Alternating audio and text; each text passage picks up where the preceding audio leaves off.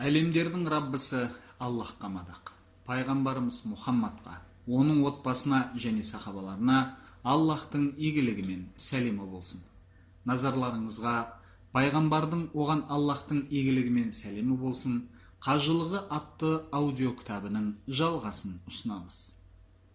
Шейх Әл-Әлбанидің қажылық жасаушыға бірінші ықыласты кеңесі.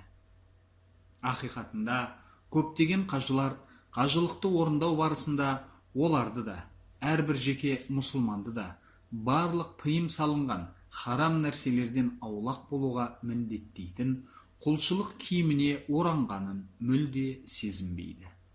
Сіз олардың қажылықты орындағанын, оның рәсімдерін жасап жүргендерін, бірақ олардың бойында қажылыққа дейін болған күнәлі мінез құлықтардың ешқайсысы өзгермегенін көре аласыз. Ал бұл олардың қажылықтарының Аллах тарапынан қабыл етілмеуінің айтпағанның өзінде сапасыз болғанының іс жүзіндегі дәлелі емес пе? Осыған орай әрбір қажылық өтеуші осыны естен шығармауға, әрі Аллах тыйым салған бұзақылықтар мен күнәларға бой бермеуге, бар күш-жігерін сарп етуге тырысуы қажет. Өйткені ақиқатында Аллах тағала былай деді. Аяттың мағыналық аудармасы. Қажылық белгілі айларда орындалады. Кім ол айларда ихрам байланып міндеттенсе, қажылық кезінде әйелге жақындасу, күнә істеу және жанжал тартыс жоқ. Әл-Бақара сүресі 197 аят. Белгілі айлар бұл Шауал, Зүл-Қағда, Зүл-Хиджа айлары. Ал Аллахтың елшісі, оған Аллахтың игілігі мен сәлемі болсын, былай деді. Кім әйеліне жақындаспай және күнәлі әрі орынсыз еш нәрсе жасамай, Аллах үшін қажылық жасаса, үйіне анасы оны туған күнде қандай күнәсіз болса, солай оралады, деп айтқан.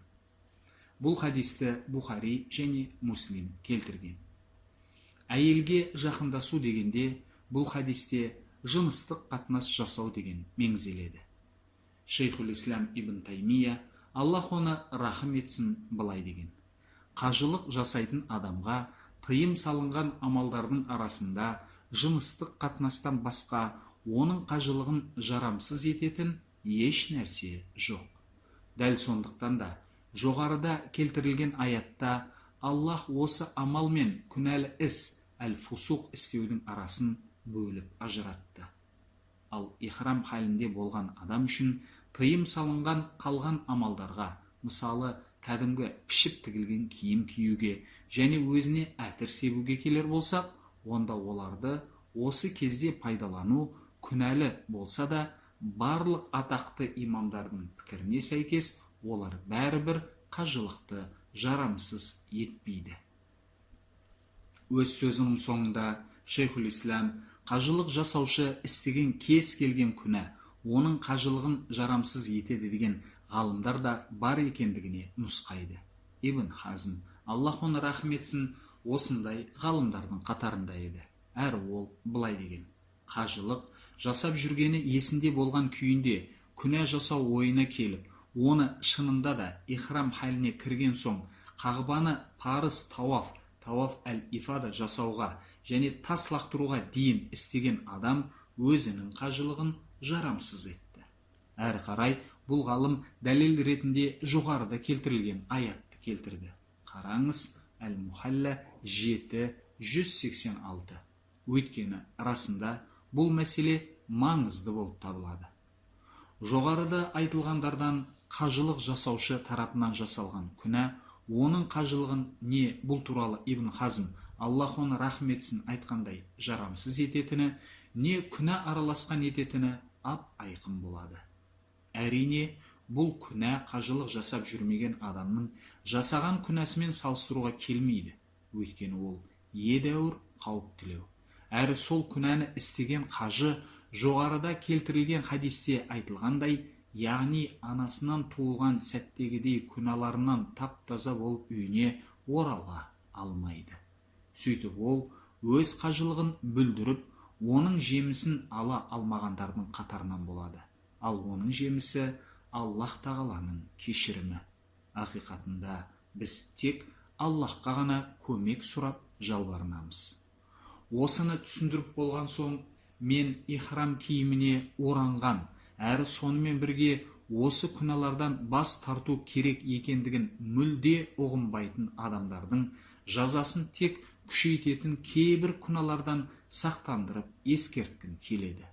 Ал олар бұны өздерінің надандығы, айқын сорақы бейқамдығы және өздерінің ата-бабаларына соқыр түрде ілесулері себепті ұғына алмайды. Біріншісі, Аллахқа серік қосу.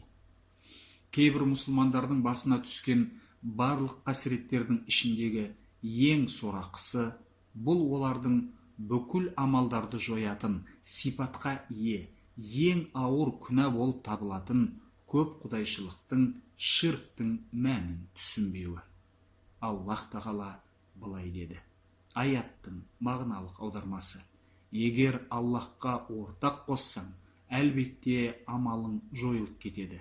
Зүмәр сүресі 65-ші аят.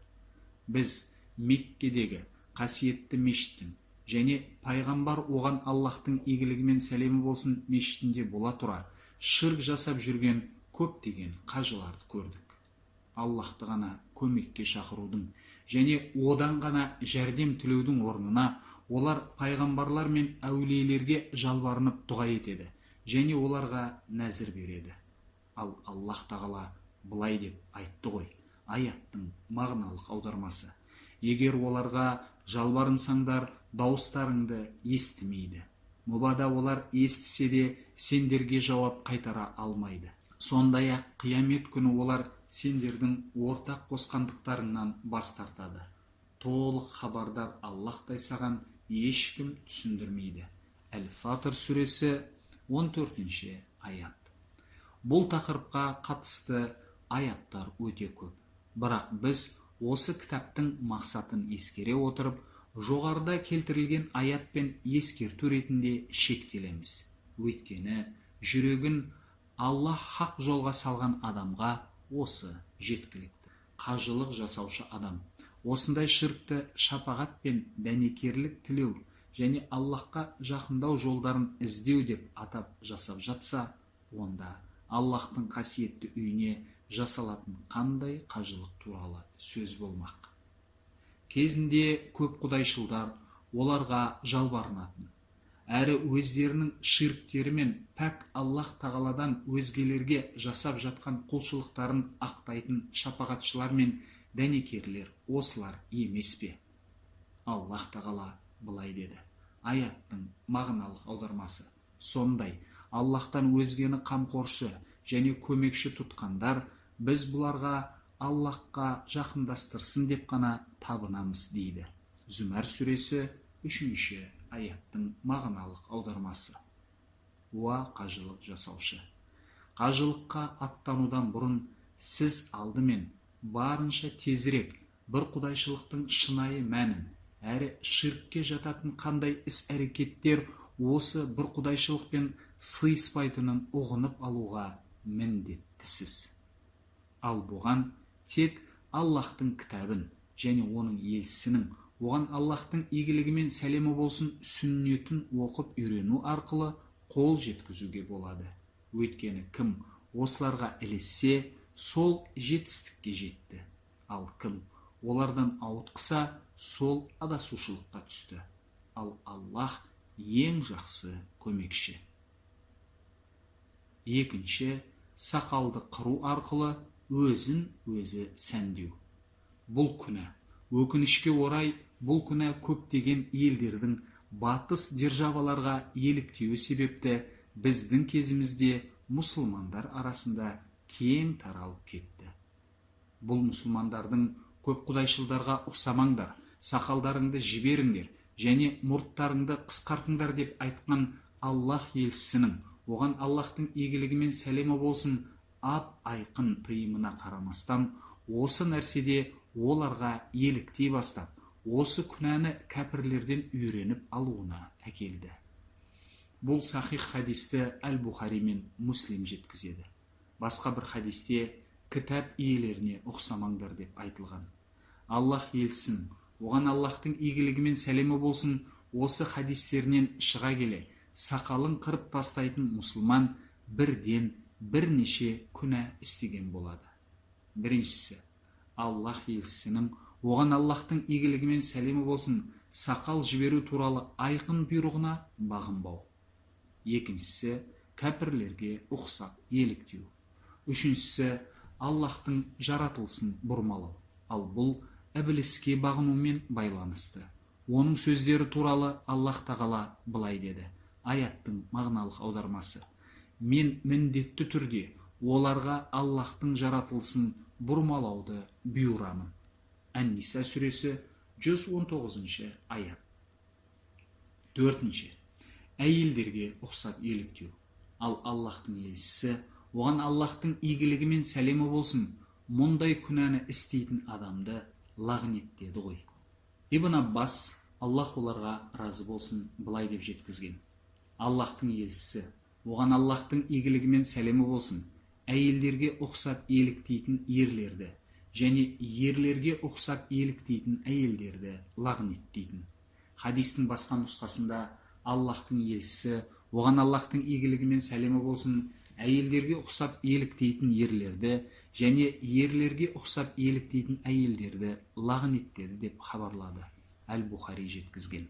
Бұл мәселенің жан-жақты қаралуын некелесудің саф сүннетке сәйкес әдебі кітабынан көре аласыз. Жиі жағдайда мынандай жағдайларды да көруге болады.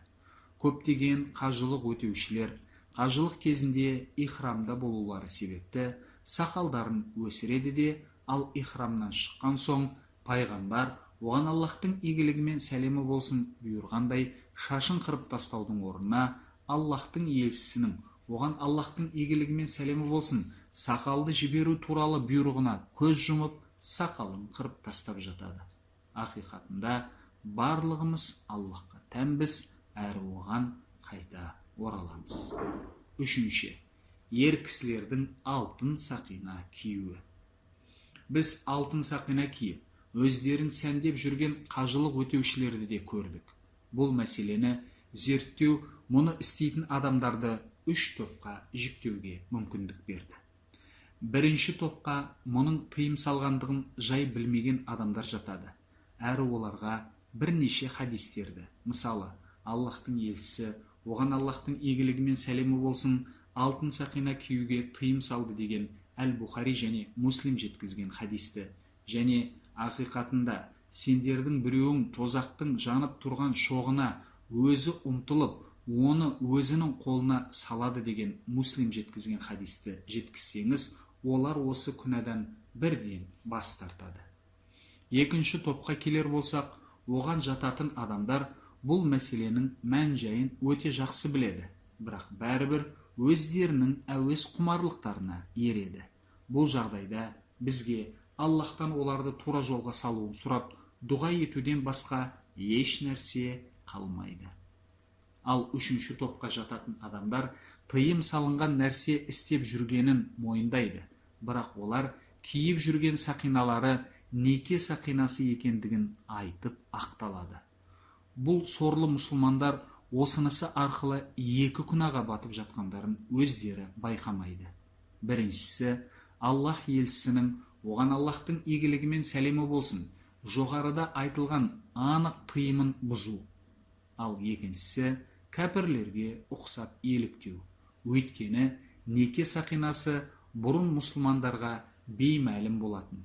Олар осы салтты кейінгі заманда ғана христиандардан үйреніп алды. Бұл мәселені мен, яғни Шейх Әл-Әлбани, толығырақ некелесудің саф сүннетке сәйкес әдебі кітабында қарастырған болатын. Әрі мен басқа ғалымдардан айрықша неке сақинасын киюге деген тыйым жалпы сипатта екенін және ол мұсылман әйелдерге де қатысты екенін айтқан едім. Аталған кітаптағы тиісті тарауды қараңыз. Өйткені бұл мәселе өте маңызды болып табылады.